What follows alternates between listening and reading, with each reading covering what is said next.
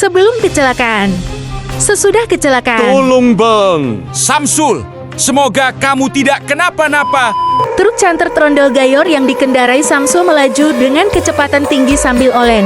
Aksi Samsul ini sangat tidak patut dicontoh karena sangat membahayakan pengguna jalan lainnya. Samsul nekat oleng, walaupun kondisi jalan licin pasca hujan deras.